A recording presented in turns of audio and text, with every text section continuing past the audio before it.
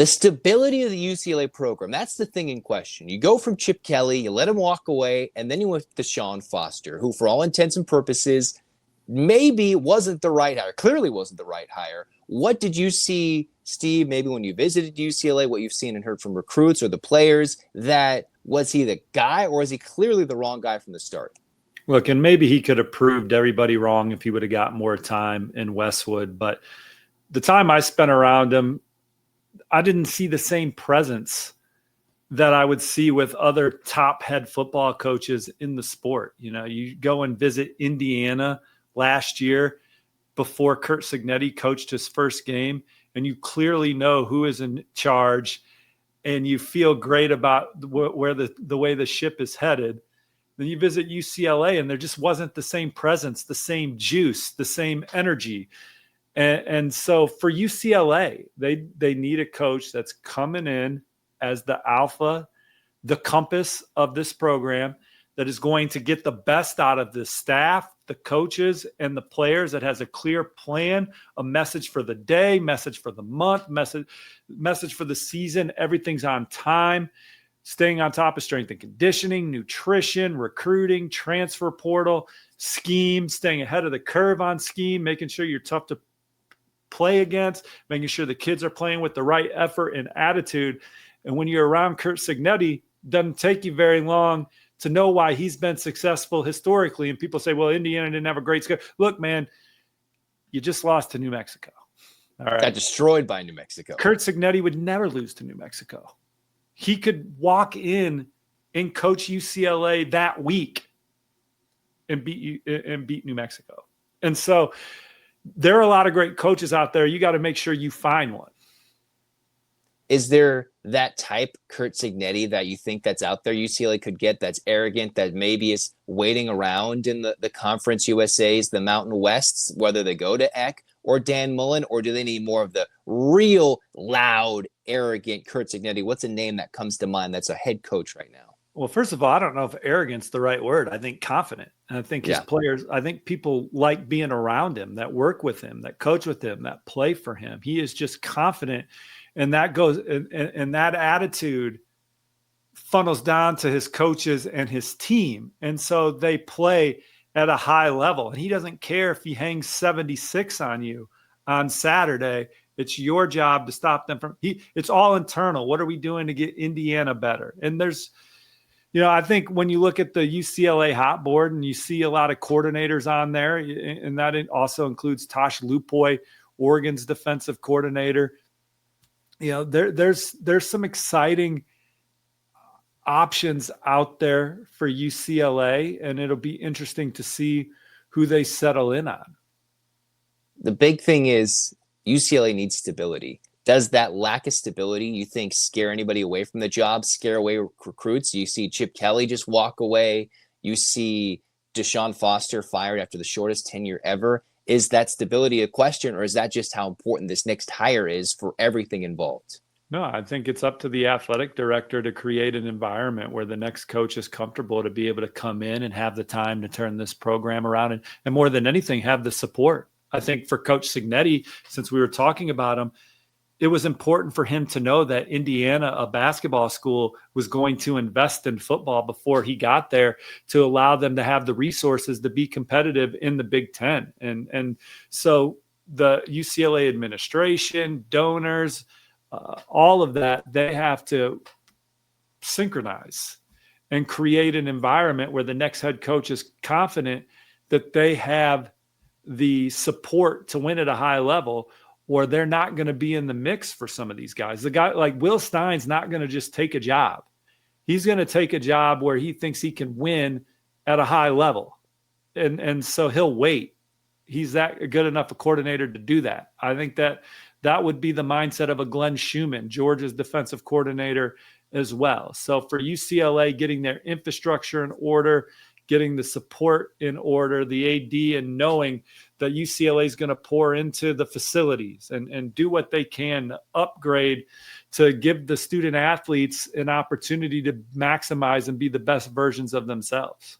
And I think the simplest way to talk about that is UCLA had their practice field being demolished and redone at the beginning of the season. Like, they're own practice field was literally being redone instead of when they're not working on it. And that's just kind of the internal things that make it not work as much. So when UCLA tries to get a guy, what would you say for the Bruins that they need, somebody who can come in and just bring all that, or just the pizzazz for it? You talked about Cignetti. Do you think they are a basketball school first, or do they have that cachet with tradition in football? Well, I think we've seen UCLA prove that they can be successful. Chip Kelly, I know it didn't end the way it was envisioned, but 8-5, 9-4, 8-4, they were certainly winning more games than they were losing at the end of his tenure before he jumped ship. Jim Mora had some good years, some good 10-win seasons at UCLA, but historically it's been a place that's been hard to win at, and more than anything, win consistently at. But you're in LA. You have a lot of this. You have more perks to your program if you want to utilize them than a lot of programs in college football. But you have to rally the support and get your infrastructure in order to go out there and compete and decide this is going to be important to us. We're going to build the best football facilities we can buy.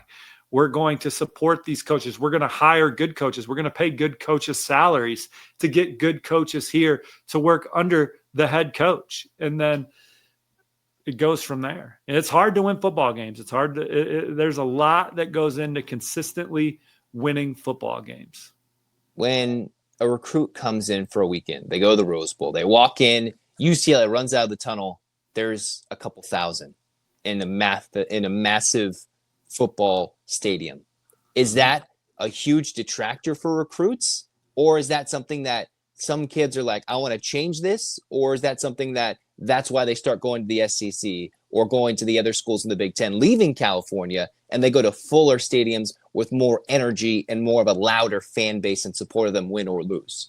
Well, it's going to detract. I mean, you're not going to land a lot of top 100 players without environment, atmosphere, and vibe. But if you are a coach that builds meaningful relationships with kids and you get them to believe in you, they'll believe that they can come in and help turn this thing around and turn it into a winner. I know we just keep going back to Cignetti, but Indiana is selling out their football games.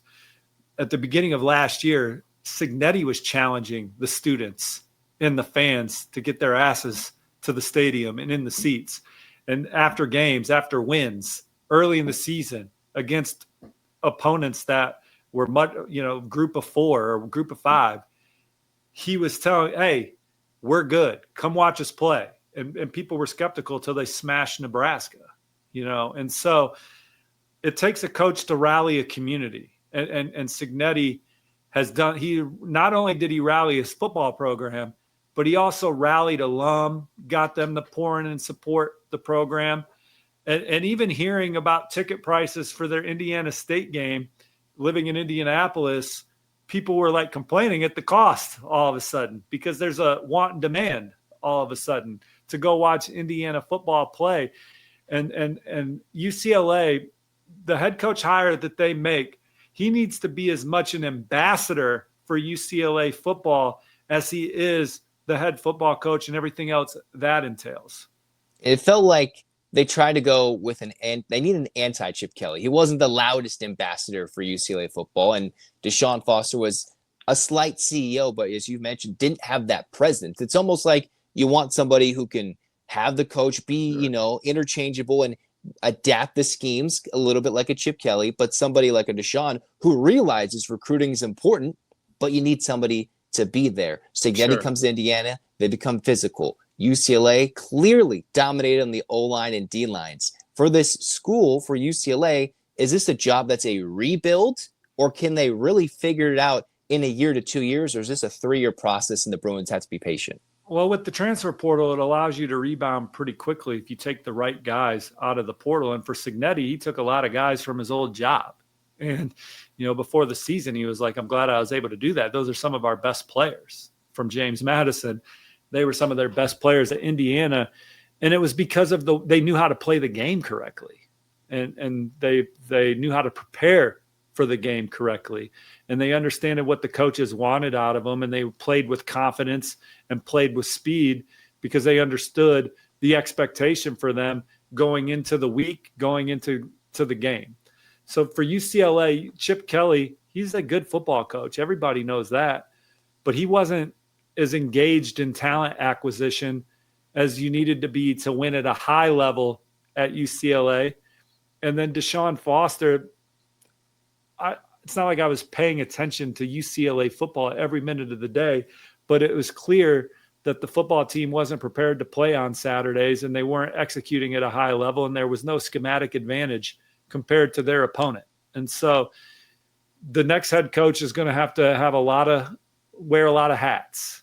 And that guy's out there. I don't know who it is, but it's going to start with the administration giving them the support that they need to win, or it's going to be hard to attract someone for the job in general, someone good.